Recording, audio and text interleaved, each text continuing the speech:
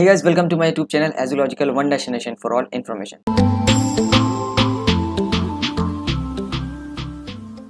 तो गाइज आज हम स्टार्ट करने वाले हैं क्लास 12 पॉलिटिकल साइंस का चैप्टर नंबर 2, जिसका नाम है आपके स्क्रीन के सामने द एंड ऑफ बाइपोलैरिटी। तो गाइज यहाँ पर हमने पिछले चैप्टर में, जो कि आपका नाम था चैप्टर का द कोल्ड वॉर एरा, उसमें हमने ये जाना था कि किस तरीके से जो हमारी दो सुपर पावर थी, या हम कहें जो बाइपोलर वर्ल्ड था, उसमें किस तरीके से बाद में यूएसएसआर का आके डिसइंटीग्रेशन हो गया था 1991 के आसपास। तो यहाँ पे गाइस जब यहाँ पर यूएसएसआर का डिसइंटीग्रेशन हो गया, यानी जब दो साइड्स थी, दो सुपर पावर थी, दोनों के बीच में आइडियोलॉजिकल कन्फ्लिक्ट था और बहुत सारा कन्फ्लिक्ट था, पावर को लेकर था, इन्फ्लुएंस को लेकर था। लेकिन फिर बाद में क्या हुआ कि यूएसएसआर का जब डिसइंटीग्रेशन हो गया 1991 में, तो यहाँ पर जो आपका बाइपोलर वर्ल्ड था वो पूरी तरीके से ख़त्म हो गया। अब यहाँ पर जो चैप्टर का नाम है bipolarity, the end of bipolarity, कहने का मतलब बाइपोलैरिटी का अंत। लेकिन यहाँ पे आप में से कुछ लोग सोच रहे होंगे कि ये मतलब क्या होता है इसका, बाइपोलैरिटी, यूनिपोलैरिटी, मल्टीपोलैरिटी, या bipolar world, multipolar world, unipolar world. तो मैं आपको इसका मतलब पहले बता देता हूँ। तो गाइज यहाँ पर बाइपोलैरिटी जो यहाँ पे शब्द आपके सामने है, इसका मतलब ये है कि यहाँ पर बाई का मतलब तो आप समझते हैं कि दो, ठीक है। पोलैरिटी का मतलब होता है इंटरनेशनल पावर या फिर रिलेशंस। तो यहाँ पर कहने का मतलब ये है कि दो कंट्रीज़ के पास, कोई भी कंट्रीज़, उनके पास इक्वल पावर हो इंटरनेशनल लेवल पर in terms of military, cultural और इकोनॉमिक इन्फ्लुएंस, ठीक है गाइस। तो यहाँ पर ये कहने का मतलब बताया गया है।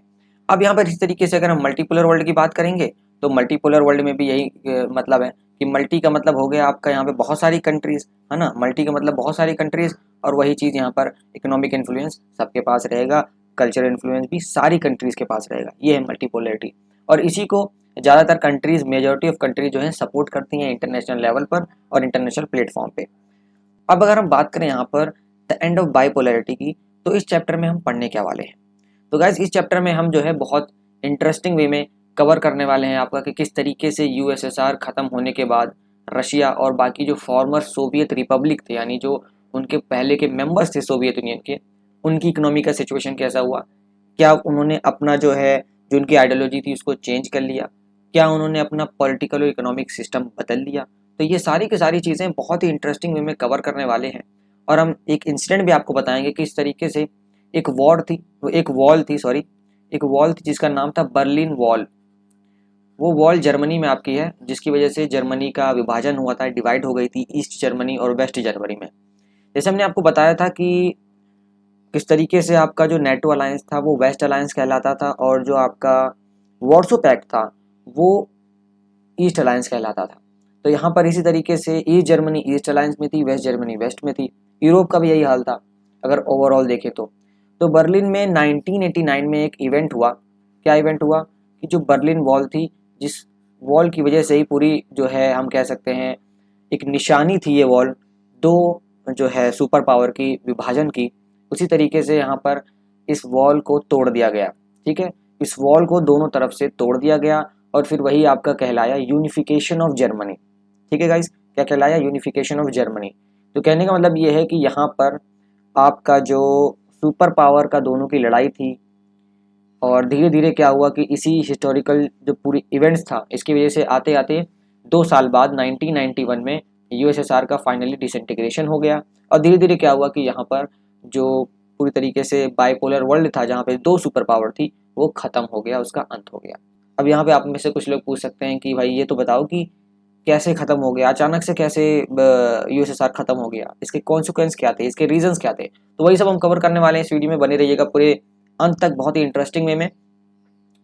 और इस वीडियो को लास्ट तक ज़रूर देखिएगा ताकि आपको पूरा चैप्टर कम टाइम में अच्छे से समझ में आए, बिल्कुल, क्योंकि हम एक वीडियो में पूरा कंप्लीट चैप्टर आपको कवर करवाने वाले हैं। वीडियो को शुरू करने से पहले यहाँ पे गाइस, अगर आपने अभी तक हमारा जो टेस्ट सीरीज़ हम प्रोवाइड कर रहे हैं हिस्ट्री क्लास 12 को लेकर, वो अभी तक नहीं लिया है तो आप ज़रूर ले लें, क्योंकि अभी यहाँ पर बिल्कुल डिस्काउंट चल रहा है, और ऐसा प्राइस पे डिस्काउंट चल रहा है जितने का आप एक दिन में मोमोज या 2 दिन में मोमोज खा जाते होंगे आराम से। तो इसलिए यहाँ पर ये कूपन कोड अप्लाई करना बिल्कुल मत भूलिएगा, तभी आपका फ़ायदा होगा। ये कूपन कोड आपको कैपिटल में लिखना है, EDU30 यानी EDU30। ये आपको नीचे दो मैंने लिंक दी है डिस्क्रिप्शन में, वहाँ पे जाके आप जो है उस डिस्क्रिप्शन के लिंक को देखिए, और वहाँ पे जाके एक हमारा चैनल भी है जो कि मैंने बता रखा है आपको, वहाँ पर तो उस पर भी वेबसाइट पे जाइए, वहाँ पे हमें फॉलो करिए, क्योंकि वहाँ पे आपको फ्री ऑफ कॉस्ट सारे के सारे चैप्टर्स के प्रैक्टिस सेट भी हमने प्रोवाइड कर रखे हैं, उसको भी फ्री में अटेम्प्ट करिए। और जो टेस्ट सीरीज कंप्लीट हमने दे रखी है बिल्कुल लेटेस्ट पैटर्न के हिसाब से, उसको भी जाके अटेम्प्ट करिए ताकि आपकी प्रिपरेशन बूस्ट हो सके। तो गाइज यहाँ पर हम बात कर रहे थे यूएसएसआर की, यानी सोवियत यूनियन की। सोवियत यूनियन की अगर हम बात करें, जिसकी फुल फॉर्म है, ज़्यादातर लोगों को नहीं पता होता या एमसीक्यू में भी पूछा जा सकता है, ये union of Soviet socialist Republic. कई लोग क्या करते हैं, सोशलिस्ट सोवियत को आगे पीछे कर देते हैं, तो यहाँ पे आपको याद रखना है कि इसका है यूनियन ऑफ सोवियत, तभी हम बोलते हैं सोवियत यूनियन, तो यानी union of Soviet socialist Republic, ये इसका यहाँ पे पूरा फुल फॉर्म है। अब ये कैसे पैदा हुआ या मतलब कैसे इस्टेब्लिश हुआ, इसको थोड़ा जान लेते हैं। तो यहाँ पर जैसे कि आप सबको पता है 9th-10th में आपने पढ़ा है रशियन रेवोल्यूशन के बारे में गाइस। रशियन रेवोल्यूशन एक पीरियड था सोशल रेवोल्यूशन का, जिसके बाद जो है जब मोनार्की यहाँ पर ख़त्म की गई 1917 में रशिया के इलाकों में और आसपास के इलाकों में, तो यहाँ पर फिर क्या हुआ, सोवियत यूनियन का जन्म हुआ, जिसको हम कहते हैं union of Soviet socialist Republic या शॉर्ट फॉर्म में यूएसएसआर। अब यहाँ पे सोशलिज्म की इंस्पिरेशन को लेते हुए यहाँ पर एक प्रिंसिपल रखा गया कि भाई सबका जो है एक मिनिमम स्टैंडर्ड होना चाहिए सारे सिटीजन्स का। यूएसएसआर जैसे कि आप सबको पता है एक सोशलिस्ट स्टेट है, जिसने ज़्यादातर यूरोप और एशिया के जो है अपने इन्फ्लुएंस में भी लिया था, और 1922 से 1991 तक इसका पूरा जो है सोवियत यूनियन रहा था, जिसके कई सारे मेंबर्स, बहुत सारे मेंबर्स थे इसके ग्रुप के जो है पार्ट थे। अब यहाँ पे एक तरीके से आप ये कह सकते हैं जो इसके ग्रुप को या सोवियत यूनियन को, कि एक ऐसा यूनियन था जिसे हम फेडरल यूनियन भी कह सकते हैं, federal union of multiple nation Republic या नेशनल रिपब्लिक्स। तो यहाँ पे बहुत सारे कंट्रीज इसके अंदर ही एक तरीके से फेडरल यूनियन के तौर पर रहती थी, जिसकी सेंट्रल अथॉरिटी, जी हाँ, जिसकी सेंट्रल अथॉरिटी मॉस्को में थी, जो कि आज रशिया की कैपिटल है। और यहाँ पर सिर्फ एक ही पार्टी स्टेट था, ठीक है, वन पार्टी ओनली, जिसको हम कहते हैं communist party of the Soviet union. Russia ने लगभग सारे के सारे रीजन में जो है डोमिनेशन कर रखा था अपना। फिर उसके बाद क्या हुआ कि जब इसका डिसइंटीग्रेशन हुआ तो उसमें बहुत बड़ा इकोनॉमिक और पॉलिटिकल सिस्टम का चेंज आया। और जब ये पैदा हुआ था 1917 में, तब भी इकोनॉमिक सिस्टम और पॉलिटिकल सिस्टम में बहुत बड़ा चेंज आया था गाइस। फिर क्या हुआ कि जब उस टाइम पे 1917 की बात करें अगर बहुत पहले की, तो सोवियत इकोनॉमी जब आई तो शुरुआत में तो बहुत स्ट्रॉन्गर थी, बहुत ज़्यादा डेवलप थी बाकी वर्ल्ड की कंट्रीज से, लेकिन एक्सेप्ट द यूएस को ये टक्कर दे रही थी या फिर यूएस के मुकाबले में ही थी।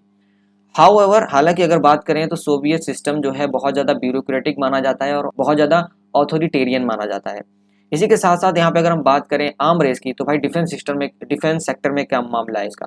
तो डिफेंस सेक्टर में अगर हम बात करें तो यूएसएसआर ने यूएस को टक्कर दी थी टाइम टू टाइम, लेकिन ग्रेट कॉस्ट पे, क्योंकि यूएस भी बहुत ज़्यादा डेवलप थी in terms of defence sector. अगर हम बात करें तो रशिया तो है अभी भी, और यूएसएसआर भी थी उस टाइम पे, लेकिन यहाँ पर यूएसए और यूएसएसआर की टक्कर जो है बराबरी की थी। जैसे कि हमने आपको बताया था कि दोनों न्यूक्लियर कंट्रीज थी, दोनों के पास न्यूक्लियर वेपन्स थे, एडवांस टेक्नोलॉजी थी, तो ये सारी चीज़ें आप बखूब जानते हैं। तो ये था एक तरीके से यूएसएसआर का इंट्रोडक्शन, ताकि आपको बैकग्राउंड समझ में आ जाए कि हम चैप्टर में यूएसएसआर के बारे में किस तरीके से धीरे धीरे पढ़ने वाले हैं।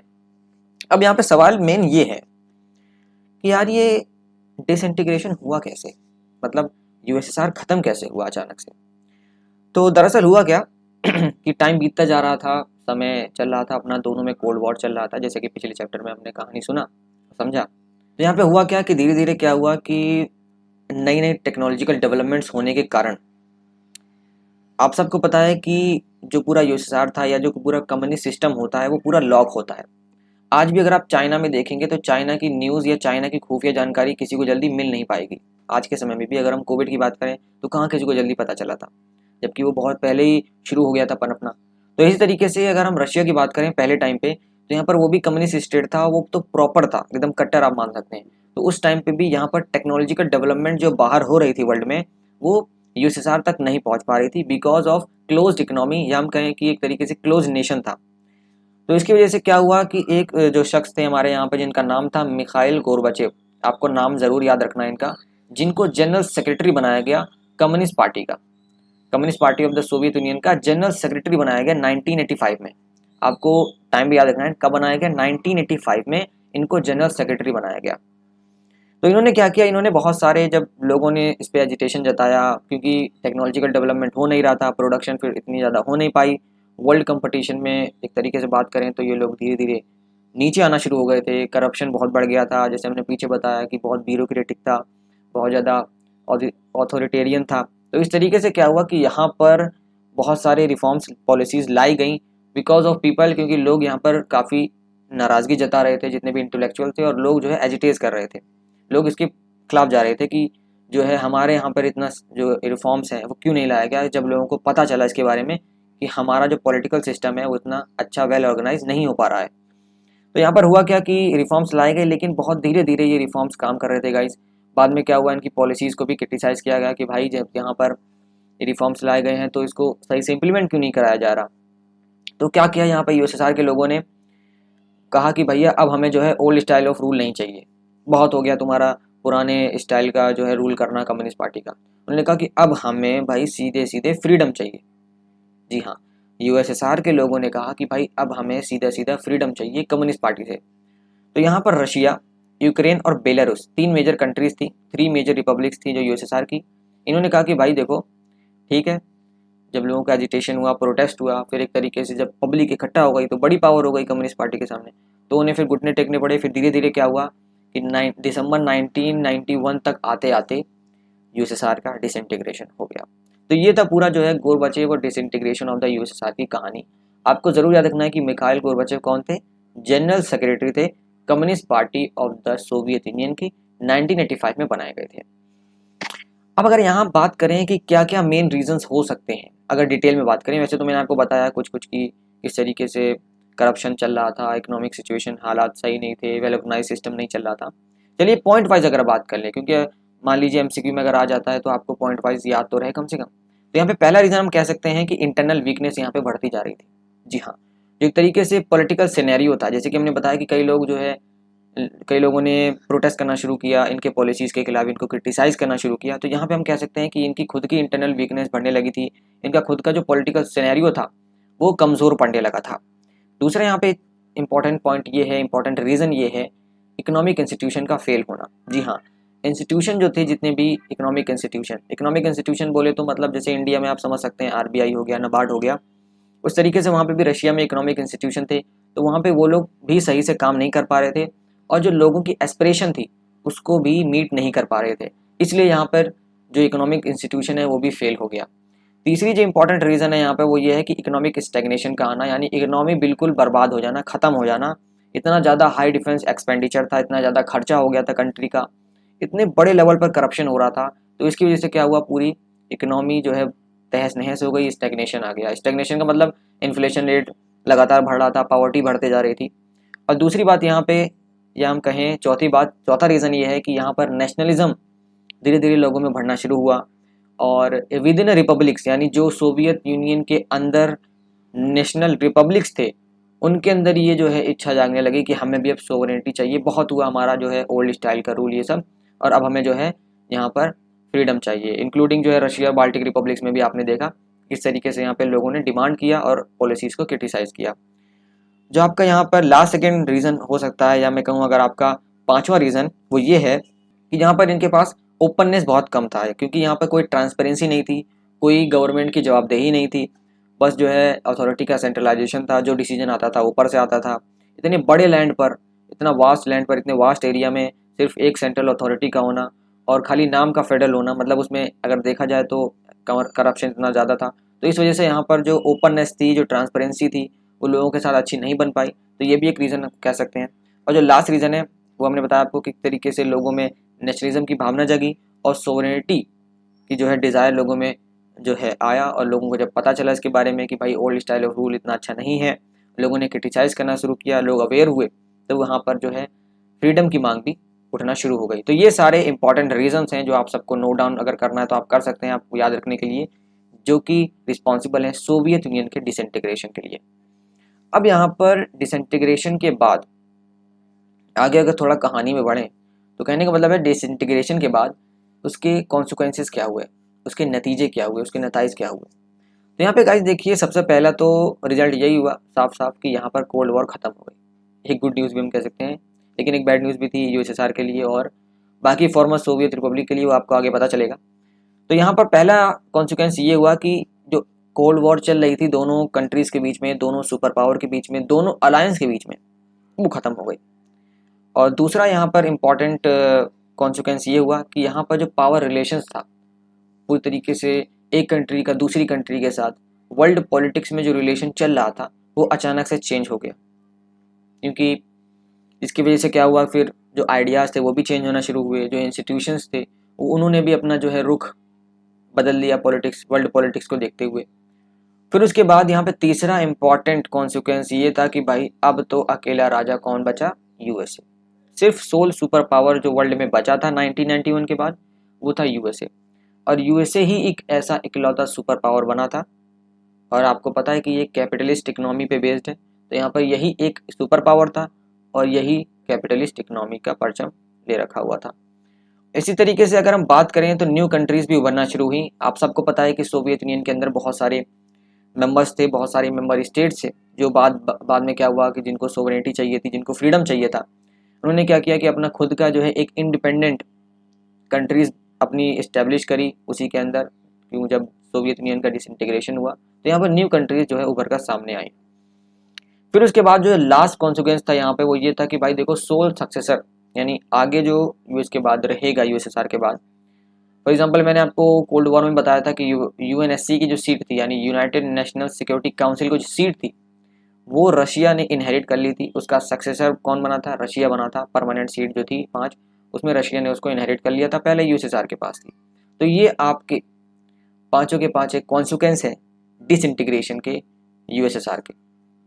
अब अगर यहाँ पे बात करें कि चलो भाई ठीक है डिसइंटीग्रेशन हो गया, ठीक है, यहाँ पर जो है ये कॉन्सिक्वेंसेज हमें देखने को मिले, लेकिन फिर बाद में इन्होंने किया तो किया क्या, मतलब सारी की सारी कंट्रीज़ ने जब जो है इंडिपेंडेंट हासिल कर ली तो क्या उन्होंने अपनी आइडियोलॉजी चेंज कर दी, क्या मतलब उन्होंने सोशलिज्म को सपोर्ट करना बंद कर दिया, या क्या उन्होंने जो है अपना इकोनॉमिक सिस्टम यूएसए की तरह चलाना शुरू कर दिया। तो फिर उनकी लड़ाई किस बात की थी, फिर उनका आइडियोलॉजिकल कन्फ्लिक्ट किस लिए था। तो ये हम जानने वाले हैं इस टॉपिक में, जिसका नाम है शॉक थेरेपी। अब कई लोग यहाँ पे इसको थेरेपी सुन के सोचते हैं कि कोई बायोलॉजी का टर्म है या कोई थेरेपी है। नहीं, ये जो है इकोनॉमिक टर्म में है शॉक थेरेपी, जो पोस्ट कम्युनिस्ट रिजीम में देखने को मिली।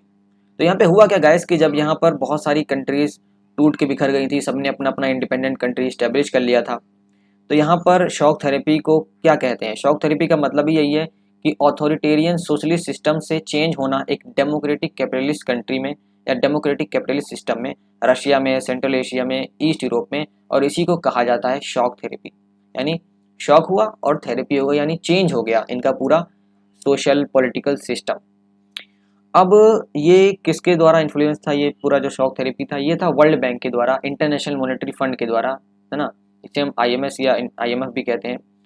शॉक थेरेपी एक तरीके से सडन और ड्रामेटिक चेंज था पूरे नेशनल इकोनॉमिक पॉलिसी में, जो कि जिसने एक स्टेट कंट्रोल इकोनॉमी को एक फ्री मार्केट इकोनॉमी में तब्दील कर दिया। ठीक है गाइस, शॉक थेरेपी किस लिए की गई थी, शॉक थेरेपी उनके अनुसार इसलिए की गई थी ताकि हम इकोनॉमिक प्रोडक्शन को जल्दी से बढ़ा सकें, एम्प्लॉयमेंट के रेट को अच्छे कर सकें, लोगों की लिविंग कंडीशन को सुधार सकें, और इसी जो है प्रोसेस को जो है बदल सके जल्दी से। और इसकी वजह से क्या हुआ कि जो यूएसएसआर का या हम कहें कम्युनिज्म का जो पूरा कॉन्सेप्ट था वो कोलैप्स कर गया। जी हाँ, जो कम्युनिज्म या सोशलिज्म की आइडियोलॉजी थी ना, जो आइडिया था जिसके ऊपर पूरी कंट्रीज बेस्ड थी सारी, वो सब उनका आइडिया कोलैप्स कर गया और उन्होंने शॉक थेरेपी को अपनाया। अब शॉक थेरेपी में असल में क्या क्या हुआ, मतलब इन्फ्लुएंस तो था वर्ल्ड बैंक का, लेकिन असल में क्या क्या हुआ, क्या क्या डिसीजन इन्होंने लिए। तो पहला डिसीजन ये था गाइज यहाँ पर कि इन्होंने क्या किया कि सारी के सारी जो प्रॉपर्टीज थी उनको प्राइवेटाइज कर दिया।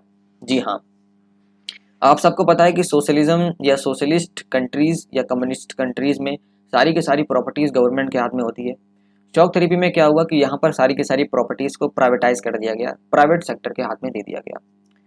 दूसरा जो यहाँ पर इम्पॉर्टेंट शॉक थेरेपी में निकल के आया, वो इम्पॉर्टेंट जो दूसरी चीज़ निकल के आई वो ये थी कि यहाँ पे प्राइवेट फर्म्स उभरना शुरू हो गए, जिन्होंने क्या किया, फ्री ट्रेड शुरू किया, फॉरेन ट्रेड भी शुरू कर दिया। फिर उसके बाद यहाँ पर तीसरी चीज़ जो निकल के आई वो थी डायरेक्ट इन्वेस्टमेंट, आपका फाइनेंशियल ओपनिंग, करेंसी कन्वर्टिबिलिटी। फिर उसके बाद चौथी चीज़ जो निकल के आई वो थी कि भाई ड्रास्टिक चेंज हो गया पूरे के पूरे ट्रेड अलायंस में, जितना भी ट्रेड अलायंस यूएसएसआर का था बाकी कंट्रीज के साथ, उसमें बहुत बड़ा ड्रास्टिक चेंज आया। ठीक है, तो ये थी आपकी शॉक थेरेपी में मेन डिसीजन। लेकिन जी हाँ, शॉक थेरेपी का भी बहुत बुरा नेगेटिव असर पड़ा पूरी इकोनॉमी पे, या सारी की सारी जितने भी कंट्रीज ने शॉक थेरेपी को अपनाया उन सब पे बहुत बुरा असर पड़ा था गाइस। जी हाँ, देखिए आप देख सकते हैं कि शॉक थेरेपी में यहाँ पे बहुत सारे नेगेटिव इम्पैक्ट पड़े, और मैं तो कहता हूँ ज़्यादा ही नेगेटिव इम्पैक्ट पड़े, पॉजिटिव बहुत ही कम पड़े थे। तो एक तरीके से हम कह सकते हैं कि शॉक थेरेपी ऐसे बताया जाता है कई लोगों के द्वारा कि ये एक रॉन्ग डिसीजन था। तो पहले हम यहाँ पे कॉन्सिक्वेंस जान लेते हैं। तो सबसे पहला कॉन्सिक्वेंस ये था कि गाइज यहाँ पर शॉक थेरेपी ने बहुत नेगेटिव इम्पैक्ट किया सोवियत यूनियन या उनके फॉर्मर सोवियत रिपब्लिक के इकोनॉमी पर, जिसकी वजह से गाइज यहाँ पे क्या हुआ कि अनएम्प्लॉयमेंट बढ़ गई। इसने क्या किया, पूरी इकोनॉमी को तहस नहस करके रख दिया और पूरे एंटायर रीजन में लोग थे उनका जो लाइवलीहुड भी पूरी तरीके से बर्बाद हो गया। रशियन करेंसी, जैसे कि हमने बताया कि करेंसी कन्वर्टेबिलिटी हुई थी, जो रशियन करेंसी थी रूबल, वो पूरी तरीके से डिक्लाइन हो गई। लोगों की सेविंग्स खत्म हो गई थी क्योंकि बहुत ज़्यादा इन्फ्लेशन यानी बहुत ज़्यादा महंगाई बढ़ गई थी। गवर्नमेंट ने सारी की सारी सब्सिडीज जो दिया करती थी, क्योंकि अब तो वो सोशलिज्म या सोशलिस्ट कंट्री नहीं रही जो कि आपको वेलफेयर पॉलिसीज देंगी, सब खत्म कर दिया। जब सब कुछ प्राइवेट सेक्टर के हाथ में चला गया, सारी चीज़ें खत्म हो गई, तो क्या हुआ, जिसकी वजह से बहुत सारे लोग पॉवर्टी में चले गए क्योंकि उनको वेलफेयर स्कीम या सब्सिडीज नहीं मिली। जो लास्ट इसका कॉन्सिक्वेंस था वो ये था कि गाइज यहाँ पर जो डेमोक्रेटिक इंस्टीट्यूशन थे वो उभरना शुरू हुए, और यहाँ पर जितने भी डेमोक्रेटिक इंस्टीट्यूशन थे उन्हें सेम अटेंशन नहीं दी जा रही थी इस तरीके से पहले ओल्ड सोशल वेलफेयर सिस्टम में दी जाती थी।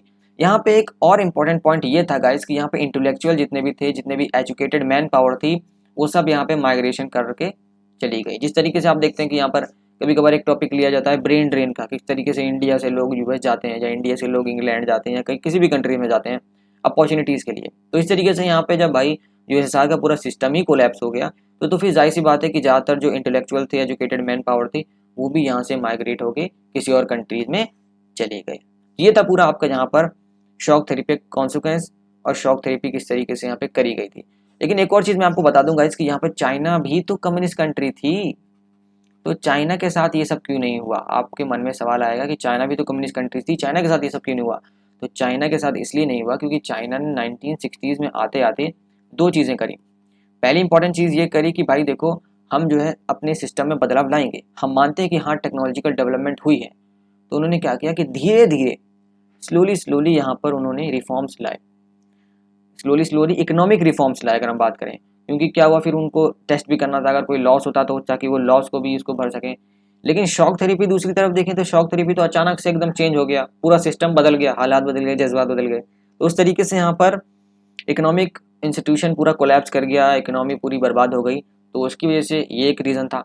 दूसरा ये रीज़न था, अगर हम चाइना रशिया को कंपेयर करें तो ये हो सकता है, यूएसएसआर चाइना को कंपेयर करें सॉरी, तो यहाँ पर ये हो सकता है कि यूएसएसआर की अगर शॉक थेरेपी देखी जाए तो यहाँ पर यूएसएसआर की शॉक थेरेपी में कोई प्लान सिस्टम नहीं था कि भाई औने पौने दाम पर, आपके एनसीईआरटी की बुक में भी लिखा हुआ है कि औने पौने दाम पर सारे के सारी प्राइवेट प्रॉपर्टीज़ ऐसे बेच डाली जैसे भाई कबाड़े में बेच डालो सब जल्दी जल्दी, पूरा सिस्टम चेंज करो, लग रहा है बहुत जल्दी है।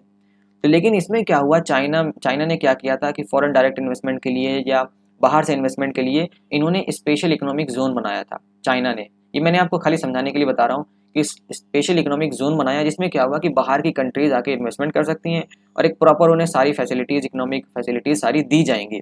तो ये पूरा कंपैरिजन था चाइना का, और यही रीज़न था कि इस वजह से चाइना भी कम्युनिस्ट कंट्री होने के बावजूद उस पर नेगेटिव इम्पैक्ट नहीं पड़ा, और आज भी आप देख सकते हैं किस तरीके से उसकी इकोनॉमी चल रही है। अब अगर यहाँ बात करें हम सोवियत यूनियन के फॉर्मर मेंबर्स स्टेट की, तो उनका क्या हालचाल था, चलिए उनका हालचाल जान लेते हैं। तो उनमें क्या हुआ भाई, उनमें भी लड़ाई शुरू हो गई, टेंशन कन्फ्लिक्ट हो गया। भाई ये क्या हो गया, क्योंकि ज़्यादातर जो फॉर्मर सोवियत रिपब्लिक्स थी उन्होंने क्या किया, आपस में ही सिविल वॉर लड़ना या सिविल वॉर करना शुरू कर दिया। सिविल वॉर पहली जो हुई यहाँ पर वो हुई अजरबैजान और जॉर्जिया के बीच में। जी हाँ, आपको नाम याद रखना है, पहली सिविल वॉर कहाँ पे हुई, अजरबैजान और जॉर्जिया के बीच में। फिर मैंने आपको बताया था यूगोस्लाविया, जो कि दो कंट्रीज में विभाजित हुआ, पहला था चेक और दूसरा स्लोवाक, यानी इसका नाम ही विभाजित हो गया और कंट्री भी विभाजित हो गई, जो जिन्होंने अपनी दो अलग अलग इंडिपेंडेंट कंट्रीज इस्टेब्लिश कर ली। फिर आपका आता है यूगोस्लाविया, ये भी बहुत सारे प्रोविंसेस में डिवाइड हो गया, पहला आपका क्रोशिया, स्लोवानिया, बोस्निया, फिर आपका हर्जिगोविनिया, जिन्होंने भी अपनी अपनी इंडिपेंडेंस डिक्लेयर कर दी। यहाँ तक कि कई सारी कंट्री जैसे यूक्रेन, किर्गिस्तान, जॉर्जिया, ये लोग रिवर वाटर पे भी लड़ने लगे, रिसोर्सेज के ऊपर लड़ने लगे। फिर उसके बाद चेचनिया, दगिस्तान, इनका वायलेंट सेक्शनिस्ट मूवमेंट हुआ कि भाई इनके कंट्री के अंदर ही लोग गद्दी के लिए लड़ने लगे, कुर्सी मेरे पास रहेगी, मैं गवर्नमेंट बनाऊंगा।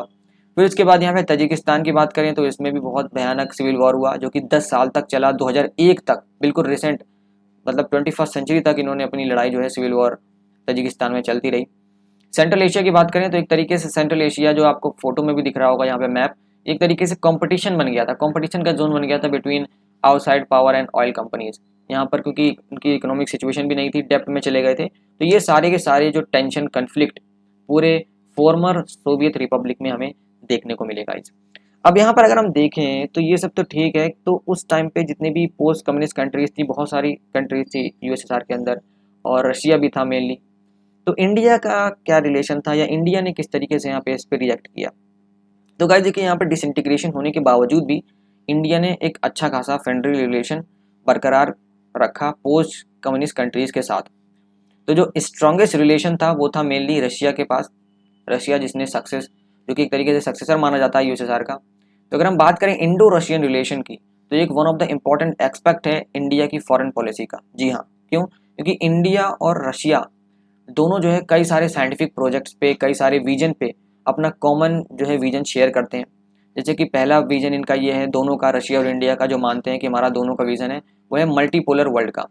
जी हाँ, मल्टीपोलर वर्ल्ड ऑर्डर, जो कि मैंने आपको बताया था कि जिसमें बहुत सारी कंट्रीज के पास इक्वल पावर हो पूरे वर्ल्ड में, किसी एक बंदे के पास या एक कंट्री के पास ऐसी कोई पावर ना रहे जिससे बाकी की पावर जो है, मतलब बाकियों का इन्फ्लुएंस उसके ऊपर ज़्यादा रहे, और मिलिट्री और कल्चर इकोनॉमिक इन्फ्लुएंस बाकियों के पास इक्वली ना रहे। दूसरा जो यहाँ पर इनका विजन था वो था कलेक्टिव सिक्योरिटी। भाई मिल के हम अपने रीजन में एक सिक्योरिटी जो है यहाँ पर हम रखेंगे, चाहे वो टेररिज्म की बात हो, चाहे वो किसी भी इंसिडेंट की बात हो, किसी भी इंसिडेंट में हम यहाँ पर मिल के अपनी सिक्योरिटी बरकरार रखेंगे। और रीजनलिज्म की बात की गई, क्योंकि यहाँ पे इंडिया के रशिया ज़्यादा करीब था एज़ कम्पेयर टू यूएसए, तो यहाँ पे रीजनलिज्म की एक जो है विजन इनके पास रहा। और यहाँ पे जो लास्ट विजन था वो ये था कि भाई इनका जो है एक नेगोशिएटेड सेटलमेंट था, कि भाई इंटरनेशनल कन्फ्लिक्ट में दोनों मिलकर अपना जो है इंडिपेंडेंट फॉरेन पॉलिसी को ही सपोर्ट करते थे, और दोनों का लगभग सिमिलर ही ओपिनियन कई बार रहा है। इंडिया ने क्या फ़ायदा उठाया, चलिए ये जान लेते हैं रशिया से। फ़ायदा मतलब इंडिया को क्या फ़ायदा मिला, किन किन इश्यूज़ पर रशिया ने सपोर्ट किया। तो सबसे पहला जो बड़ा इशू है वो है कश्मीर का। तो कश्मीर के इशू में रशिया ने हमेशा इंडिया को सपोर्ट किया है बजाय पाकिस्तान के। दूसरा जो इम्पोर्टेंट जो यहाँ पर बेनिफिट हुआ इंडिया को, वो था एनर्जी सप्लाईज़ का। रशिया ने अच्छी खासी एनर्जी सप्लाई की है सफिशिएंट वे में। और तीसरा जो था कि भाई इंटरनेशनल टेररिज्म पे जो भी खुफिया जानकारी शेयर करना, या खुफिया एजेंसी जो काम करती हैं उसको सही से बरकरार रखना, उसमें भी रशिया से इंडिया को काफ़ी ज़्यादा बेनिफिट मिला है गाइस। और यहाँ पे चौथे की अगर बात करें तो वो था एक्सेस टू सेंट्रल एशिया और balancing in relation with China. यानी यहाँ पर चाइना के साथ पावर को बैलेंस करने का, और एक तरीके से इनडायरेक्ट वे में रशिया के थ्रू चाइना से बात करने का, सेटलमेंट वगैरह नेगोशिएट करने का, सेंट्रल एशिया में एक्सेस पाने का इंडिया को बेनिफिट मिला है रशिया से। अब यहाँ पर रशिया को भी तो कुछ बेनिफिट मिला होगा, फालतू में रशिया थोड़ी कुछ, मतलब कुछ तो फायदा हुआ होगा उसको भी रिलेशन रखने से। तो यहाँ पे गाइस रशिया जो है, रशिया ने भी बेनिफिट हासिल किया इंडिया से on the ground of second largest arms market for Russia. जी हाँ, आप सबको पता है कि किस तरीके से रशिया का डिफेंस मार्केट आज भी बहुत ज़्यादा मजबूत है, डिफेंस सेक्टर। तो यहाँ पर जो सेकेंड लार्जेस्ट मार्केट है रशिया के लिए वो इंडिया है, तो इसलिए इन रशिया के ट्रेड पॉइंट ऑफ व्यू से, इकोनॉमिक पॉइंट ऑफ व्यू से इंडिया बहुत बड़ा डिफेंस मार्केट है, बहुत ज़्यादा फायदेमंद है। तो इस तरीके से ये था पूरा रिलेशन। और भी बहुत सारी कंट्री, जैसे आपकी यूक्रेन हो गई, यहाँ सेंट्रल एशिया में, जैसे मैंने बताया आपको, रशिया के थ्रू इन लोग ने यहाँ पे अच्छा, बाकी पोस्ट जितनी भी कम्युनिस्ट कंट्रीज थी रशिया के अलावा, उनके साथ अच्छा जो है रिलेशन बरकरार करके रखा इंडिया ने। अब यहाँ पे जो कुछ टॉपिक्स नए ऐड हुए हैं आपके इस बार, तो ये था पूरा यूएसएसआर का सिस्टम जो कि हमने कंप्लीट कर लिया, किस तरीके से यूएसएसआर का डिसइंटीग्रेशन हुआ, क्या क्या रीजंस थे, क्या क्या कॉन्सिक्वेंस थे, क्या क्या शॉक थेरेपी थी। हमने सारा जो है यहाँ पर यूएसएसआर से रिलेटेड टॉपिक्स कवर कर लिया है। अब यहाँ पे कुछ नए टॉपिक ऐड हुए हैं जो पिछले साल से भी चले हैं। तो पहला टॉपिक है आपका हमारा यहाँ पे अरब स्प्रिंग को लेकर। इसी बीच में द एंड ऑफ बाइपोलैरिटी के अंदर ही अगर हम थोड़ा यूएसएसआर से हट के मिडल ईस्ट में आ जाएं, अरब वर्ल्ड में आ जाएं थोड़ा, तो यहाँ पर 21st सेंचुरी में ये ज़्यादातर हादसे आपको देखने को मिलेंगे अरब स्प्रिंग को लेकर। अरब स्प्रिंग है क्या गाइस? तो यहाँ पे अरब स्प्रिंग एक तरीके से एक मूवमेंट है, एक तरीके से डेमोक्रेटाइजेशन का मूवमेंट है डेमोक्रेसीज के लिए वेस्ट एशियन कंट्रीज में। और इन्हीं में से एक मूवमेंट को कैरेक्टराइज किया जाता है अरब स्प्रिंग, जो कि 2009 के आसपास यहाँ पे शुरू हुआ। जी हाँ, बिल्कुल रिसेंट है, 2009 के आसपास। तो अरब जो स्प्रिंग है, एक तरीके से स्प्रिंग कहते हैं एक तरीके से बहार को, तो ये बहार ही समझ लीजिए, एक बहार थी, मूवमेंट था, जो कि सीक्वेंस था एंटी गवर्नमेंट प्रोटेस्ट का, अपराइजिंग का और आर्म्ड रेबेलियन का, जो कि पूरी तरीके से ज़्यादातर अरब वर्ल्ड की कंट्रीज़ में फैलना शुरू हो गया था। ये जो है एक ऑपरेसिव रिजीम के खिलाफ लोगों ने शुरू किया था, और जो लोगों का लो स्टैंडर्ड था उसके खिलाफ शुरू किया। और ये इंसिडेंट टूनिशिया से शुरू हुआ गाइस, टूनिशिया से। टूनिशिया में एक शख्स था जिसका नाम था, आपको नाम ज़रूर याद रखना है, मोहम्मद बुआजिज़ी। क्या नाम था? मोहम्मद बुआजिज़ी। तो मोहम्मद बुआजिज़ी इसका नाम था। वेंडर थी एक, तो यहाँ पर इस शख्स, जो ये शख्स था, वो जो है यहाँ पर स्ट्रीट में वेंडर यानी डेयरी वगैरह जो लगाते हैं, रेडी वगैरह, वो लगाया करता था। यहाँ पर क्या हुआ कि एक दिन क्या हुआ कि इतना ज़्यादा ऑपरेसिव गवर्नमेंट था टूनिशिया में कि वहाँ पर इसकी रेडी को हटा दिया, या इसको जो लाइवलीहुड था वो पूरा तहस नहस कर दिया, इसके जो मतलब पूरा लाइवलीहुड था उसको ख़त्म कर दिया, और ये कहा कि भाई आपके पास परमिट नहीं है। तो क्या हुआ, ये बहुत परेशान था क्योंकि इसका जो इकोनॉमिक सिचुएशन भी वहाँ की सही नहीं थी, और ऊपर से जो ऑपरेसिव रिजीम था वो इतना जो है गंदा सलूक कर रहा था। तो इस वजह से क्या हुआ कि उसने सेल्फ इमोलेशन कर लिया अपना, यानी खुद को पूरे स्ट्रीट में सबके सामने खुद को आग लगा लिया इसने। यहाँ पर प्रोटेस्ट के फॉर्म में इसने खुद को पूरे स्ट्रीट में सबके सामने आग लगा ली, और यही एक तरीके से हम कह सकते हैं पूरे अरब स्प्रिंग की चिंगारी थी। सबसे पहला इंसिडेंट हमें टूनिशिया में ही यही देखने को मिला था, मोहम्मद बुआजिज़ी का। तो यहाँ पे आप देख सकते हैं किस तरीके से लोगों ने अरब स्प्रिंग में जो करप्शन के खिलाफ लोगों ने, जहाँ पे अनएम्प्लॉयमेंट के खिलाफ, पॉवर्टी के खिलाफ एक तरीके से पॉलिटिकल मूवमेंट चलाया, और लोगों ने इन सारी प्रॉब्लम्स को एक तरीके से कहा कि भाई ये ऑटोक्रेटिक डिक्टेटरशिप का एक आउटपुट है, उनका आउटकम्स है। तो यहाँ पर डेमोक्रेसी की डिमांड की गई। सबसे पहले जो टूनिशिया में स्टार्ट हुई, फिर धीरे धीरे बहुत सारी मुस्लिम डोमिनेटेड अरब कंट्रीज में, वेस्ट एशिया की, वहाँ पे भी स्टार्ट होना शुरू हो गई। अगर हम कुछ कंट्रीज के नाम बताएं, जैसे यमन हो गया, बहरीन हो गया, लीबिया हो गया, सीरिया हो गया, जहाँ पर इस तरीके से बहुत सारे सिमिलर प्रोटेस्ट चालू किए गए, जिसमें डेमोक्रेटाइजेशन की बात की गई कि भाई अब यहाँ पर डेमोक्रेसी आनी चाहिए, डेमोक्रेटिक इंस्टीट्यूशन का एस्टेब्लिशमेंट होना चाहिए, जो धीरे धीरे बाकी रीजन्स में फैलना शुरू हुआ। यमन के बारे में भी आप जानते हैं, लीबिया के बारे में, सीरिया के बारे में, हम इन सारी कंट्रीज के बारे में आज भी देखते हैं कि क्या हालात आज भी बने हुए हैं। एक यहाँ पर इंसिडेंट है इजिप्ट का, अगर हम बात करें तो यहाँ पे एक फॉर्मर प्रेसिडेंट थे जिनका नाम था हुस्नी मुबारक, जो कि इजिप्ट के फॉर्मर प्रेसिडेंट रहे हैं 1979 से। इनका भी जो पूरा पॉलिटिक्स था, या पूरा जो है इनका सिस्टम था, रूल था, वो भी कोलैप्स कर गया, क्योंकि बहुत ही बड़े लेवल पर आप देख सकते हैं, मैंने यहाँ पे कुछ पिक्चर्स भी लगाई हुई हैं, जो आप यहाँ पे देख सकते हैं पिक्चर्स को, कि किस तरीके से, किस हद तक जो एक तरीके से प्रोटेस्ट था वो मैसिव प्रोटेस्ट चला, और बहुत ज़्यादा, जिसने कई सारी, हम ये नहीं कह सकते सारी कंट्रीज डेमोक्रेटाइज हो गई, लेकिन बहुत सारी कंट्रीज में डेमोक्रेसी आई, और बहुत सारी कंट्रीज में आज भी सिविल वॉर चल रही है। तो ये था पूरा आपका हुस्नी मुबारक का, जहाँ पे इजिप्ट में वो फॉर्मर प्रेसिडेंट थे, उनको भी बाद में भागना पड़ा, यानी बाद में अपना देश छोड़ के जाना पड़ा, इतने मैसिव डेमोक्रेटिक प्रोटेस्ट की वजह से। तो ये था पूरा अरब स्प्रिंग का सिस्टम। अब यहाँ पे अगर हम बात करें तो अरब स्प्रिंग के साथ साथ यहाँ पे कुछ सालों बाद क्या हुआ कि एक ऑर्गेनाइजेशन इंटरनेशनल लेवल पर कायम हुई, जिसका नाम था कॉमनवेल्थ ऑफ इंडिपेंडेंट स्टेट। ये भाई कौन सी ऑर्गेनाइजेशन थी? तो यहाँ पे जैसे मैंने आपको बताया था कि टेंशन और कन्फ्लिक्ट यहाँ पे जो बढ़ रहा था, फॉर्मर सोवियत यूनियन की तरफ हम जा रहे हैं दोबारा।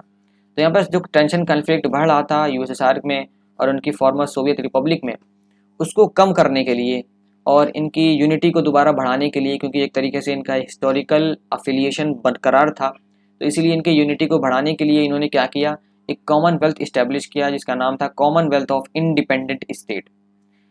कॉमनवेल्थ ऑफ इंडिपेंडेंट स्टेट आप कह सकते हैं एक तरीके से रीजनल इंटर गवर्नमेंटल ऑर्गेनाइजेशन था फॉर्मर सोवियत रिपब्लिक्स का, जिसमें बहुत सारे एस्पेक्ट पर फोकस किया गया। पहला एस्पेक्ट यहाँ पे पॉलिटिकल, इकोनॉमिक, एनवायरमेंटल, ह्यूमैनिटेरियन और भी कल्चरल जो भी इशू आते थे, या कलेक्टिवली उसमें अपना CIS जो था वो यहाँ पर उभर कर सामने आया।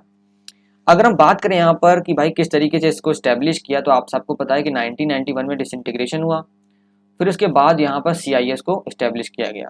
जो फाउंडिंग स्टेट इसमें थे वो सिर्फ 3 हैं, जो कि हैं बेलारूस, रशिया और यूक्रेन। इन्होंने सबसे पहले यहाँ पर CIS को फाउंड किया, फिर धीरे धीरे बाकी जो सोवियत रिपब्लिक्स थे उन्होंने CIS को ज्वाइन किया। फिर उसके बाद यहाँ पर इनका एक अल्मा आटा प्रोटोकॉल कहा जाता है, बड़ा फेमस है, इसको भी आपको याद रखना है, जिसके द्वारा यहाँ पर CIS में ज्वाइन किया इन लोगों ने। बहुत सारी कंट्रीज़ अगर हम नाम बताएं तो रशिया, बेलारूस, यूक्रेन तो थी ही, Armenia, Kazakhstan, Azerbaijan, Turkmenistan, Tajikistan, Uzbekistan, Moldova, Kyrgyzstan, ये सारी कंट्रीज़, टोटल 12 कंट्रीज़ यहाँ पे बताई जाती हैं गाइस, कि 12 कंट्रीज़ टोटल जो यहाँ पर जिन्होंने CIS को ज्वाइन किया। मीटिंग्स यहाँ पर रोटेशनल बेसिस पे यहाँ पर करी जाती थी यहाँ पर। और यहाँ पर आपको ये भी बता दें कि 3 काउंसिल थी। कितनी काउंसिल थी? 3 काउंसिल थी, आपसे MCQ में पूछे जा सकते हैं। पहली काउंसिल का नाम था council of head of state CIS के अंदर। दूसरी काउंसिल का नाम था काउंसिल ऑफ प्राइम मिनिस्टर, इसको हम council of head of government भी कह सकते हैं। तीसरी काउंसिल का नाम था काउंसिल ऑफ फॉरेन मिनिस्टर या काउंसिल ऑफ एक्सटर्नल अफेयर भी कह सकते हैं। तो यहाँ पर ये 3 काउंसिल इनकी mainly Commonwealth of Independent state में बनाई गई थी। अब यहाँ पर अगर हम बात करें कि भाई अब तो सोवियत यूनियन खत्म हो गया था, तो क्या फायदा, क्या रोल था CIS का। एक तो रीजन ये था कि भाई यूनिटी बढ़ानी थी, हिस्टोरिकल अफिलिएशन था इन लोगों का, और दूसरा रीजन ये था कि रोटेशनल बेसिस पे ये लोग मिला करते थे, जिसमें जितने भी मेंबर कंट्रीज थी उन सबके कैपिटल्स में रोटेशनल बेसिस पे मीटिंग वगैरह होती थी। जो काउंसिल थी हेड ऑफ स्टेट की, प्राइम मिनिस्टर की, फॉरेन मिनिस्टर्स की, वो फॉरम्स में वहाँ पे डिस्कस होती थी। जो भी एक्टिविटीज़ इनके रीजन में होती थी उसको लेकर यहाँ पे अपना जो है एक कलेक्टिवली ये डिसीजन लिया करते थे।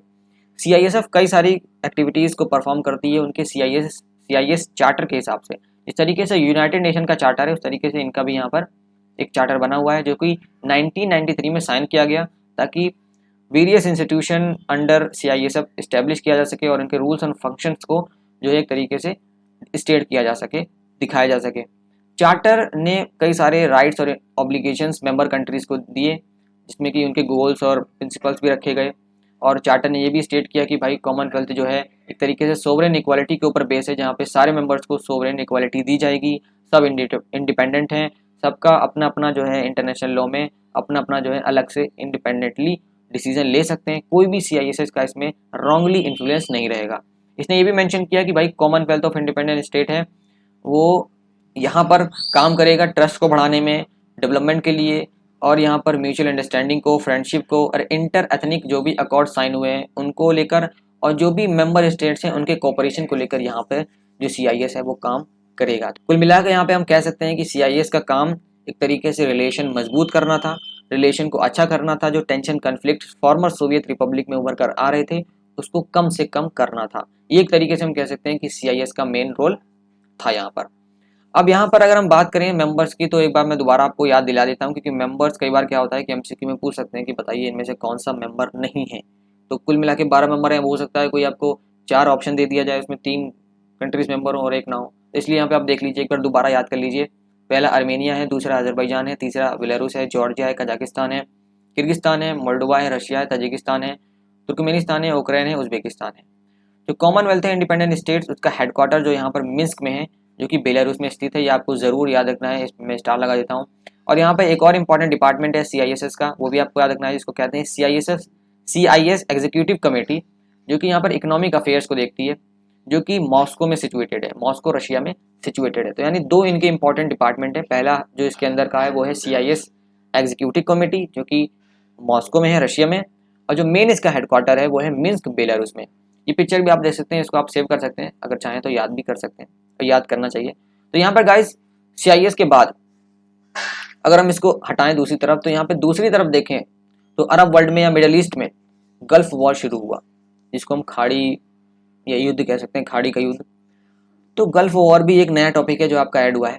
अगर यहाँ पे बात करें गल्फ वॉर के बारे में, तो गल्फ वॉर एक नेम है जो कि दिया गया था इंटरनेशनल कन्फ्लिक्ट को, जो कि इराक में उभरना शुरू हुआ था 1990 के आसपास, जिसने बहुत सारी कंट्रीज़ को जो है इन्वॉल्व थी जिसमें। और इनका रीज़न भी हम यहाँ पे चलिए सबसे पहले रीज़न जान लेते हैं कि ये गल्फ वॉर स्टार्ट ही क्यों हुई। तो पहला रीज़न ये था गाइस कि यहाँ पर इराक ने हमेशा, जो कुवैत था इसका नेबरिंग कंट्री थी, उस पर हमेशा यहाँ पर उसने उसकी ओनरशिप को क्लेम किया, क्योंकि ऐसा रीज़न दिया गया कि ये जो है दोनों प्रोविंस ओटोमन अम्पायर के अंडर में पहले जो है उसके अंडर में थे, as the province of Basra, यानी ऑटोमन अम्पायर के अंडर में प्रोविंस ऑफ बसरा था, तो उसके अंडर में ही कुवैत यहाँ पर पहले था। तो यहाँ पर इन्होंने, इराक ने इसको क्लेम किया। फिर उसके बाद जो कुवैत की रूलिंग डायनेस्टी थी जिसका नाम है अल सबा फैमिली, उन्होंने एक तरीके से यहाँ पे एक प्रोटेक्टरेट एग्रीमेंट साइन किया 1899 में। इसमें क्या हुआ कि भाई इनको जो है कुवैत की फॉरेन अफेयर्स की रिस्पॉन्सिबिलिटी यूनाइटेड किंगडम को दे दी गई, कि भाई यूके के पास अब यहाँ पर कुवैत की जो फॉरेन अफेयर्स की जो पूरी हम कह सकते हैं यहाँ पर रिस्पॉन्सिबिलिटी है वो यूके के पास गई। यूके ने क्या किया कि यहाँ पर इसने बॉर्डर बनाया कुवैत के बीच में और इराक के बीच में 1922 में। इसमें क्या किया कि लगभग इराक को पूरा लैंड लॉक बना दिया। और कुवैत ने फिर बाद में क्या किया कि इराक का जो अटेम्प्ट है कि भाई और ज़्यादा प्रोविजन हम हासिल करेंगे, है ना, तो कुवैत ने उसको रिजेक्ट किया और उनके बीच में बहुत सारे टेरिटोरियल डिस्प्यूट हुए। यानी कुल मिला के इराक और कुवैत के बीच में एक तरीके से हिस्टोरिकल कन्फ्लिक्ट शुरुआत से ही चलता आ रहा था। अब यहाँ पे कई सारे इकोनॉमिक रीजंस की वजह से इराक ने कुवैत को अक्यूज़ किया कि भाई ये जिम्मेदार है हमारे इतने इकोनॉमिक सिचुएशन की वजह से, क्योंकि हमारा पूरा लैंड लॉक है, हमारा जो है सी रूट हमें थोड़ा मुश्किल होती है सी रूट में जाने के लिए। और यहाँ पर इसने क्या किया, ओपीसी कोटा जो था ऑयल प्रोडक्शन का वो भी एक्सीड कर दिया था। तो इस वजह से इराक जो है काफ़ी ज़्यादा नाराज़ था या काफ़ी ज़्यादा डिस्प्यूट था कुवैत के साथ उसका। जो इराकी गवर्नमेंट थी उसने बताया कि ये एक तरीके से इकोनॉमिक वारफेयर है, क्योंकि इसने जो है क्लेम किया था कुवैत को और उसके जो भी इसलैंड ड्रिलिंग एरियाज़ हैं उनको अक्रॉस द बॉर्डर। कहा कि भाई ये सारे के सारी जो इनका कुवैत का जो रीजन है, जो पूरा ड्रिलिंग एरिया है जहाँ जहाँ पे ऑयल प्रोडक्शन होता है, वो सब का सब हमारा इराक का रुमेला ऑयल फील्ड है ना, उसके अंडर में आता है। फिर उसके बाद क्या हुआ कि यहाँ पर इन्हीं रीजन्स की वजह से इराक ने कैसूस बेली, जो कि कुवैत का ही एक ऑयल प्रोडक्शन का साइट था, उसको मिलिट्री की बुनियाद पर यानी मिलिट्री की मदद से, मिलिट्री की एक्शन से उसको यहाँ पर इन्होंने कब्जा लिया, यानी इसको एक्वायर कर लिया। तो कुल मिलाकर यहाँ पर इकोनॉमिक वॉरफेयर ही था यहाँ पर इराक और कुवैत के बीच में, क्योंकि सी रूट नहीं था, लैंडलॉक कंट्री थी इराक की। इराक ने क्लेम करना शुरू किया, फिर कुवैत ने क्या किया कि यहाँ पर लड़ाई हुई, टेरिटोरियल डिस्प्यूट हुआ और फिर इसी तरीके से गल्फ वॉर का शुरुआत हुआ क्या कि गल्फ वॉर इस तरीके से स्टार्ट हुई कि भाई यहाँ पर एक वहाँ पे रूलर था जिनका नाम था सद्दाम हुसैन। उन्होंने क्या किया कि नेबरिंग कंट्रीज़ को जब मिलिट्री एक्शन से कुवैत को क्लेम कर लिया और उसको कब्जा लिया, तो क्या हुआ कि इसको बोला कि भाई ये जो है इराक की 19th प्रोविंस बन चुका है। 2 अगस्त 1990 में क्या हुआ कि इराक ने साउथ ईस्टर्न नेबर जो कुवैत था, जिसको जो कि 25 टाइम स्मॉलर है हालांकि, लेकिन उसमें ऑयल रिजर्व बहुत ज़्यादा है, तो साइज़ में बहुत स्मॉलर है, लेकिन उसको यहाँ पर इराक ने तब भी कुवैत को कब्जा लिया। और इराक उस टाइम पर सद्दाम हुसैन के द्वारा रूल किया जाता था। यहाँ पर सद्दाम हुसैन ने क्लेम किया कि भाई ये इराक का प्रोविंस है, लेकिन यहाँ पर ऐसा बताया जाता है कि जो रीज़न था इन्वेजन का वो कुछ और ही था, क्योंकि यहाँ पर बताया जाता है कि रूलर ने ये देखा कि भाई यहाँ पर कुवैत के पास तो बहुत ज़्यादा ऑयल रिजर्व है, और उसने ये भी सोचा कि इराक जो है इसको एक्वायर कर सकता है और बहुत अच्छी खासी यहाँ पर जो पैसा है वो कमा सकता है इतना बड़ा मैसिव ऑयल रिजर्व को हासिल करके। इराक ने ये भी देखा कि भाई हम लोग बहुत कर्ज में हैं और हमारा ईरान से भी वॉर हुआ है, तो कंट्री ने क्या किया कि एक तरीके से कुवैत को लेकर यहाँ पे कुवैत को भी यहाँ पे पैसे देने थे, क्योंकि कुवैत से भी कर्जा लिया था इराक ने। तो इसलिए वहाँ पे भी इसने सोचा कि क्यों ना हम कुवैत को ही कब्जा लें, इतना बड़ा ऑयल रिजर्व अगर हमें यहाँ पे मिल रहा है तो। आयरोनिकली ये यूएस था जिसने इराक को बहुत सारे वेपन्स दिए थे ईरान के खिलाफ लड़ने के लिए। तो आप देख सकते हैं किस तरीके से यूएस पहले इराक को ही मदद किया यूएस ने, फिर बाद में ही यूएस ने ही इराक को डिफीट किया या इराक पे एयर स्ट्राइक करी। वो हम आगे बताएंगे कि किस तरीके से क्या हुआ। तो यहाँ पे बताया जा रहा है कि पहले यूएस ने ही सारे के सारे मिलिट्री सपोर्ट, सारे के सारा वेपन वगैरह यूएस इराक को दिया ईरान से लड़ने के लिए, और फिर इराक ने बाद में उसी को इस्तेमाल कर लिया कुवैत को कब्जाने के लिए। थर्ड रीज़न ये हो सकता है कि जो यहाँ पर सद्दाम हुसैन था उसने यहाँ पर उस लिंक को फ़लस्तीनियन इशू से या फ़लस्तीनियन कन्फ्लिक्ट से लिंक करना चाह रहा था इंटरनेशनल लेवल पर, ताकि उसको ज़्यादा से ज़्यादा सपोर्ट हासिल हो सके। एनेक्सेशन के बाद यहाँ पर यूनाइटेड नेशन सिक्योरिटी काउंसिल में इराक के खिलाफ रिप्रिमांड लाया गया। भाई साहब अगर आपने यहाँ पर जो है ये जो है अपना नहीं हटाया कब्जा, जो आपने इलीगली यहाँ पर एक्वायर किया है, तो आपके खिलाफ मिलिट्री एक्शन भी लिया जा सकता है। फिर उसके बाद यहाँ पर 15 जनवरी तक ये मामला चलता रहा, 15 जनवरी 1991 तक। फिर हुआ क्या कि यहाँ पर भाई यहाँ पर सद्दाम हुसैन के द्वारा कोई भी इंटरेस्ट शो नहीं हो रहा था कि भाई हमें परवाह नहीं है, आप कुछ भी कर लो, कोई भी इंटरेस्ट नहीं था, हम पीछे नहीं हटेंगे। यूएन वार्निंग के बाद भी हुआ क्या कि यूएस और बाकी सारी कोलिशन फोर्सेस ने क्या किया, जो कि लगभग 30 नेशंस थे इसमें कुल मिला के, पूरे कोलिशन बनी इन लोग की, और इन लोगों ने सऊदी अरेबिया में अपना जो है आकर सब लोगों ने तैयारी शुरू करी, और फिर वहाँ पर कोलिशन बना के यहाँ पर इराक के खिलाफ जो है एयर स्ट्राइक शुरू कर दी। इसमें कोलिशन में अगर हम बात करें तो यूएस था, यूके था, Saudi Arabia, Egypt, France, Canada, Syria, Morocco, Oman, Pakistan, UAE, Thailand, Qatar, Bangladesh, Italy, Netherland, Australia, Niger, Sweden, Philippines, Senegal, Argentina, Spain, Belgium, Bahrain, Poland, South Korea, Norway, Singapore, Yugoslavia, Denmark, Greece, Hungary and New Zealand. तो ये सारे के सारे लगभग इन सबकी countries का 7 lakh troops, जी हाँ बहुत भारी संख्या में 7 लाख जो ट्रूप्स इनके जो मिलिट्री मेंस थे, वो सब के सब यहाँ पर इराक के खिलाफ गए, और उन्होंने इराक के खिलाफ जो है एक तरीके से ऑपरेशन चलाया, जिस ऑपरेशन का नाम था ऑपरेशन डेजर्ट स्टॉर्म। क्या नाम था? Operation desert storm. तो जब डेडलाइन खत्म हो गई तो कोलिशन फोर्सेस ने अपना जो है ऑपरेशन लॉन्च कर दिया। इसमें क्या हुआ कि इन्होंने इराक की बहुत सारी ऑयल रिफाइनरीज को डिस्ट्रॉय किया, एयर डिफेंसेस को डिस्ट्रॉय किया, और बहुत सारे उनके मेजर इंफ्रास्ट्रक्चर थे उसको डिस्ट्रॉय किया।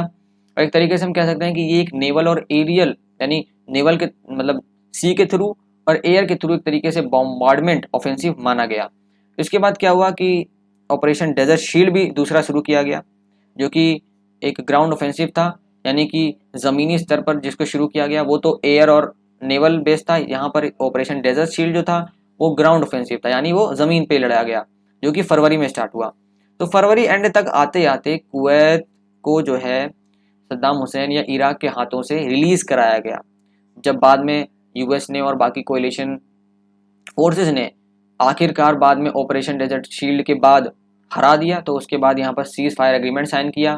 फिर वॉर जो है ऑफिशियली 28 फरवरी 1991 को खत्म हो गई।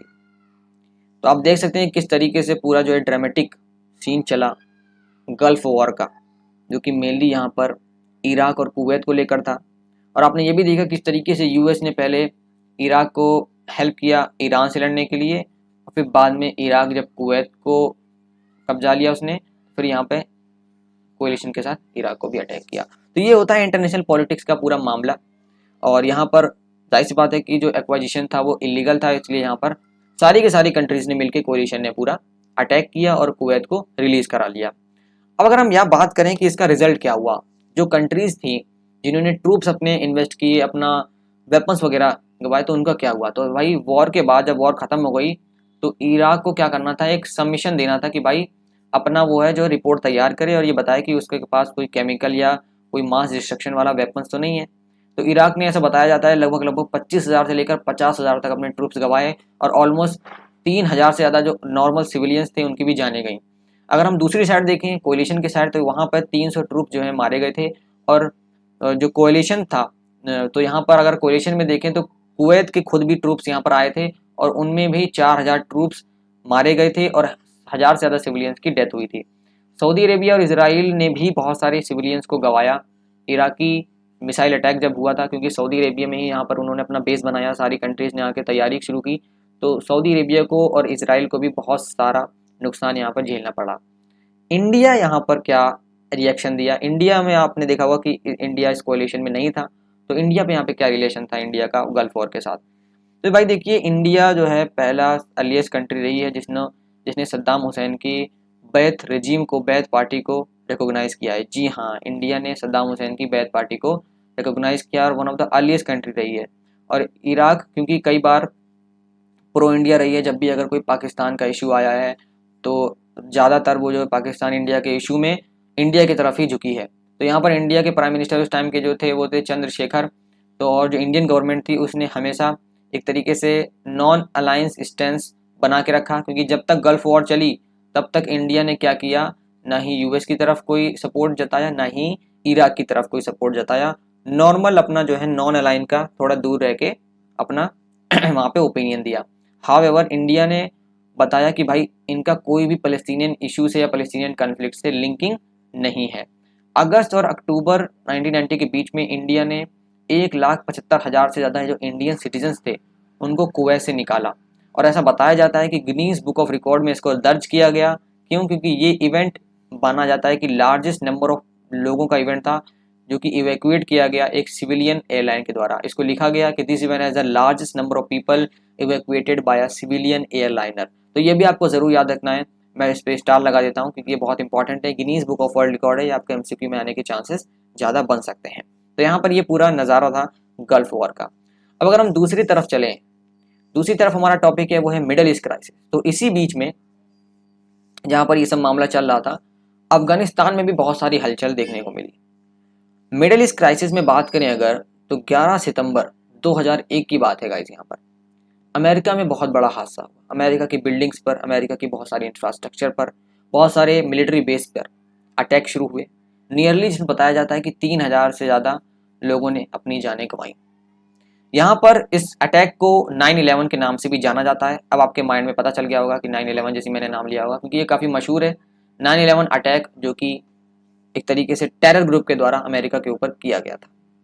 इसका मास्टरमाइंड बताया जाता है ओसामा बिन लादेन, जो कि हेड ऑफ टेररिस्ट ग्रुप है जिसका नाम है अल कायदा, जिसको एज द मैन रिस्पॉन्सिबल माना जाता है, यानी main mastermind Osama bin Laden ही माना जाता है। हुआ क्या कि यहाँ पे अटैक हुआ, अटैक में 9/11 का अटैक आप बखूब जानते हैं। तो यहाँ पर क्या हुआ कि फिर जो ओसामा बिन लादेन था वो अफगानिस्तान आके छुप गया, और अफगानिस्तान में उस टाइम पे रेज्यूम जो चला रहा था, यानी वो जो गवर्नमेंट चला रही थी, जो पावर थी वो तालिबान के पास थी लगभग लगभग। तो वहाँ पे तालिबान भी एक रेडिकल टेरर ग्रुप था, उसी की तरह, अलकायदा की तरह। तो उसने क्या किया कि बिन लादेन को प्रोटेक्ट किया, और जब यूएस ने बोला कि भाई Osama bin Laden is the culprit, उन्हें दे दिया जाए, तो यहाँ पर उसने रिफ्यूज कर दिया कि भाई हम नहीं देंगे, हम जो है हैंड ओवर नहीं करेंगे। तो हुआ क्या कि एक महीने बाद, 9/11 के अटैक के बाद एक महीने बाद यूएस ने अपना जो है एयर स्ट्राइक लॉन्च कर दी अफगानिस्तान के खिलाफ, और इस एयर स्ट्राइक को कहा गया ऑपरेशन एंड्यूरिंग फ्रीडम। क्या कहा गया? ऑपरेशन एंड्यूरिंग फ्रीडम, जो कि अलकायदा और तालिबान रेजीम के खिलाफ जो है यहाँ पर गाइज शुरू की गई। और इस ऑपरेशन में चला, ये ऑपरेशन एयर स्ट्राइक चला काफी दिनों तक, और फिर क्या हुआ कि बाद में अफगानिस्तान के अंदर घुस के यूएस ने ओसामा बिन लादेन को मार गिराया। तो ये पूरा यहाँ पर जो ऑपरेशन एंड्यूरिंग फ्रीडम चला था वो इसी के खिलाफ चला था कि जो 9/11 का अटैक था उसमें कल्प्रिट जो था उसको सजा मिलनी थी, और यहाँ पर जो जितने भी दोषी थे उनको लेकर यहाँ पर जो टेररिस्ट ग्रुप बना था उसको भी खत्म करना था। तो इस तरीके से यहाँ पर जो काफ़ी सारे प्रिजनर्स थे उनको ग्वांटानामो बे, एक जगह है क्यूबा में जो कि एक यूएस नेवल बेस है, वहाँ पे लाया गया जहाँ पर इंटरनेशनल लॉ अप्लाई नहीं होता है। ये वाला लास्ट पॉइंट जो मैंने आपको बताया बहुत ज़्यादा अमेजिंग फैक्ट है, ये आपको ज़रूर याद रखना है, आपके एमसीक्यू में पूछा जा सकता है। बताइए भाई कौन सी जगह है वो जहाँ पर इंटरनेशनल लॉ अप्लाई नहीं होता? तो आपको याद रखना है ग्वांटानामो बे नाम है, जो कि एक यूएस नेवल बेस है क्यूबा का। तो यहाँ पे गाइस जैसे आप देखेंगे आज भी अफगानिस्तान में जो गवर्नमेंट है वो दोबारा, अगर हम बात करें तो दोबारा तालिबान की बन गई है, क्योंकि यहाँ पर हुआ क्या था कि 9/11 के अटैक के बाद जब तालिबान और अलकायदा रेजीम को ख़त्म कर दिया गया था यूएस के द्वारा, तो यहाँ पर फिर बाद में क्या हुआ कि डेमोक्रेटिक पार्टियाँ इस्टेब्लिश हुई, फिर बाद में अभी लास्ट में रिसेंटली अशरफ घनी जो प्रेसिडेंट थे, लेकिन अब क्या हुआ कि धीरे धीरे इवेंचुअली तालिबान जो है अब यहाँ पर ऑफिशियली आप देख सकते हैं, जो कि पहले टेररिस्ट ग्रुप था वो यहाँ पे रूल में आ गया। बहरहाल यहाँ पे हम प्रेजेंट की बात कर रहे हैं ताकि हम इसको मिला सकें, जो भी हम पढ़ रहे हैं मिडिल ईस्ट क्राइसिस में प्रेजेंट से भी मिला सकें। तो यहाँ पर आपको ये जरूर याद रखना है कि इंटरनेशनल लॉ जहाँ पे अप्लाई नहीं होता वो है ग्वांटानामो बे, जो कि क्यूबा में है। अब यहाँ पे गाइस कई सारे कीवर्ड्स हैं जो आपको याद रखने हैं, डेफिनेशन में आ सकते हैं या आपकी अंडरस्टैंडिंग के लिए बहुत ज़्यादा इंपॉर्टेंट है। तो पहला तो आप जानते हैं ये कीवर्ड जो है सोवियत सिस्टम। सोवियत सिस्टम क्या है? सोवियत सिस्टम एक इंट्रोडक्शन था आफ्टर रशियन रेवोल्यूशन 1970 के बाद, जो कि बेस्ड था कौन से प्रिंसिपल पर कि भाई इक्वलिटेरियन सोसाइटी होगी और एक प्लान इकोनॉमी होगी जो कि स्टेट के द्वारा कंट्रोल की जा सकेगी। कैपिटलिस्ट इकोनॉमी की बात करें दूसरी तरफ, तो इस टाइप की इकोनॉमी में लैंड, प्रोडक्टिव एसेट सारे के सारे कंट्रोल किए जाएंगे, ओन किए जाएंगे कैपिटलिस्ट के द्वारा। सोशलिस्ट ब्लॉक की बात करें, ब्लॉक का मतलब आप समझ गए होंगे अलायंस, तो जितने भी ईस्ट यूरोपियन कंट्रीज थी उन सबको सोशलिस्ट ब्लॉक कहा जाता था। इन कंट्रीज जो बाद में इन कंट्रीज को जो है फासिस्ट फोर्सेस से लिबरेट किया गया, और उनके पॉलिटिकल इकोनॉमिक सिस्टम जो पूरी तरीके से था वो इसी ब्लॉक के ऊपर बेस्ड था। यूनिपोलर सिस्टम, जो कि मैं आपको शुरू से ही समझाते आ रहा हूँ, जितने भी अफेयर्स इंटरनेशनल लेवल पर अगर कोई वन सुपर पावर के द्वारा डोमिनेट किए जाते हैं तो उनको हम कहते हैं यूनिपोलर सिस्टम। मल्टीपोलर सिस्टम की बात करें तो सारे के सारे अफेयर्स इंटरनेशनल लेवल पर जो किसी भी वन सुपर पावर के द्वारा डोमिनेट ना किए जाएं उसको कहते हैं multipolar system. Instead a group of country जो है पूरा इंपॉर्टेंट रोल अदा करती है, जैसे फॉर एग्जांपल इंटरनेशनल ऑर्गेनाइजेशन हो गई या कोई रीजनल ऑर्गेनाइजेशन हो गई, इंटर गवर्नमेंटल ऑर्गेनाइजेशन हो गई, तो वो सब आपका मल्टीपोलर सिस्टम के अंदर आएगा। आपका अगला टर्म है वो है लार्जेस्ट गैराज सेल। ये क्या है? ये शॉक थेरेपी में बहुत इंपॉर्टेंट आपका टर्म माना गया है। ये क्या हुआ था कि ये जो है शॉक थेरेपी के वजह से लार्जेस्ट गैराज सेल रखा गया था। मैंने आपको बताया था कि औने पौने दाम पर अंडर वैल्यू में जितनी भी वैल्यूएबल इंडस्ट्रीज थी उन सबको बेच डाला थ्रो अवे प्राइस पर, यानी उठा उठा के जैसे रत्ती के भाव में बेच डाला। शॉक थेरेपी आप सबको पता है ये वो थेरेपी थी जहाँ पर जो पूरा मॉडल था ऑथोरिटेरियन सोशलिस्ट सिस्टम से डेमोक्रेटिक कैपिटलिस्ट कंट्री में, डेमोक्रेटिक कैपिटलिस्ट सिस्टम में रशिया में तब्दील किया गया, सेंट्रल एशिया में, ईस्ट यूरोप में, under the influence of world bank and IMF। अगर हम बात करें एगलिटेरियन सोसाइटी की, तो यहाँ पे ये सोसाइटी बिलीव करती है कि सारे के सारे लोग इक्वली इंपॉर्टेंट हैं और सबके पास सेम राइट होना चाहिए और अपॉर्चुनिटीज होनी चाहिए अपने लाइफ में। गाइस अगर हम बात करें यहाँ पे इंपॉर्टेंट डेट्स की, तो वो बहुत ज़्यादा इंपॉर्टेंट है, क्योंकि टर्म 1 का आपका पैटर्न ही इस हिसाब से है कि ये बहुत ज़्यादा आपके पॉइंट ऑफ व्यू से, एग्जामिनेशन के पॉइंट ऑफ व्यू से इंपॉर्टेंट है। मार्च 1985 में आप सबको पता है किस तरीके से मिखाइल गोर्बाचेव को जनरल सेक्रेटरी बनाया गया कम्युनिस्ट पार्टी का, सोवियत यूनियन का। फिर उसके बाद में बोरिस येल्सिन को कम्युनिस्ट पार्टी का हेड बनाया गया मॉस्को में, और बहुत सारी सीरीज ऑफ रिफॉर्म जो है सोवियत यूनियन में लाए गए।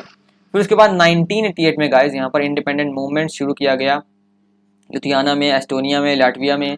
अक्टूबर 1989 में सोवियत यूनियन ने जो है यहाँ पर डिक्लेयर किया कि भाई वार्सो पैक्ट जो पैक्ट मेंबर्स थे वो अब फ्री हैं, वो अपने आप से जो भी अपना फ्यूचर है वो डिसाइड कर सकते हैं, अब वो इंडिपेंडेंट हैं। 1989 में बर्लिन वॉल नवंबर में गिराई गई, जो कि जर्मनी में है। फरवरी 1990 में गोरबाचेव ने जो है सोवियत कम्युनिस्ट पार्टी की जो 72 ईयर और लॉन्ग मोनोपोली थी पावर की, उसको ख़त्म कर दिया गया और एक सोवियत पार्लियामेंट को इस्टेब्लिश किया गया, जिसको ड्यूमा भी कहा जाता है, जिसने मल्टी पार्टी पॉलिटिक्स को परमिट कर दिया। मार्च 1990 में लिथुआनिया जो है इंडिपेंडेंट कंट्री बन गई अमंग द 15 सोवियत रिपब्लिक। जून 1990 में रशियन पार्लियामेंट ने अपनी इंडिपेंडेंस जो है डिक्लेयर कर दी ऑन द सोवियत यूनियन। जून 1991 में येल्त्सिन को रशिया का प्रेसिडेंट बनाया गया। अगस्त 1991 में कम्युनिस्ट पार्टी ने जो है यहाँ पर एक गोरबाचेव के खिलाफ जो है यहाँ पर एक कोप लगाया, यानी उसको हटाया गया। सितंबर 1991 में 3 बेल्टिक रिपब्लिक्स थी, लटविया के, एस्टोनिया के, लिथुआनिया के, जो कि अलग अलग अपना जो है यूएन के मेंबर बन गए थे। बाद में इन्होंने नेटो भी ज्वाइन कर लिया मार्च 2004 में। दिसंबर 1991 में आप सब जानते हैं ऑफिशियली रशिया, बेलारूस, यूक्रेन ने डिसाइड किया कि भाई हम अपनी ट्रीटी को ख़त्म करेंगे यूएसएसआर की, और यहाँ पर कॉमनवेल्थ ऑफ इंडिपेंडेंट स्टेट को इस्टेब्लिश किया गया। इसमें बहुत सारी कंट्रीज थी, Armenia, Azerbaijan, Moldova, Kazakhstan, Kyrgyzstan, Tajikistan, Turkmenistan, Uzbekistan, इन सब ने बाद में सीआईएस को ज्वाइन किया। जॉर्जिया ने बाद में 1993 तक आते आते ज्वाइन किया। तो गाइस यहाँ पे रशिया ने जो है यूएसएसआर की जो सीट थी वो इनहेरिट की थी यूनाइटेड नेशन में, खासकर यूएनएससी में अगर हम बात करें, यूनाइटेड नेशन सिक्योरिटी काउंसिल में। फिर उसके बाद 25 दिसंबर 1991 में गोरबाचेव ने जो सोवियत यूनियन का प्रेसिडेंट था उसके तौर पर रिजाइन कर दिया। तो ये था पूरा टाइमलाइन सोवियत यूनियन का, और उसमें बाकी सब भी आपको याद रखना है। अरब स्प्रिंग भी हमने कवर किया है, गल्फ वॉर भी हमने कवर किया है, मिडिल ईस्ट क्राइसिस भी हमने कवर किया है। ये सारे के सारे हमने आपको टॉपिक अच्छे से समझाए। मुझे उम्मीद है आपको पूरा का पूरा जो चैप्टर है वो समझ में आ गया होगा। बहुत बहुत शुक्रिया आपका वैल्यूएबल टाइम देने के लिए, क्योंकि इसके साथ साथ मैंने आपको बताया जैसे चैप्टर के शुरुआत में नीचे हमने टेस्ट सीरीज दे रखी है, वहाँ पे जाके आप उसको ज़रूर अटेम्प्ट करिएगा। प्रैक्टिस सेट्स हमने प्रोवाइड कर रखे हैं जो कि आपके एग्जामिनेशन के टर्म 1 के हिसाब से बहुत ज़्यादा इंपॉर्टेंट है, तो आप सब उसको ज़रूर अटेम्प्ट करिएगा, उसको ज़रूर जाके देखिएगा। अगर आपको अच्छी लगे तो आप हमारी टेस्ट सीरीज भी खरीद सकते हैं, जिससे आपकी प्रिपरेशन को बहुत ज़्यादा बूस्ट मिल जाएगा। गाइस मिलते हैं आपसे नेक्स्ट वीडियो में, तब तक के लिए बहुत बहुत शुक्रिया। जय हिंद, जय भारत।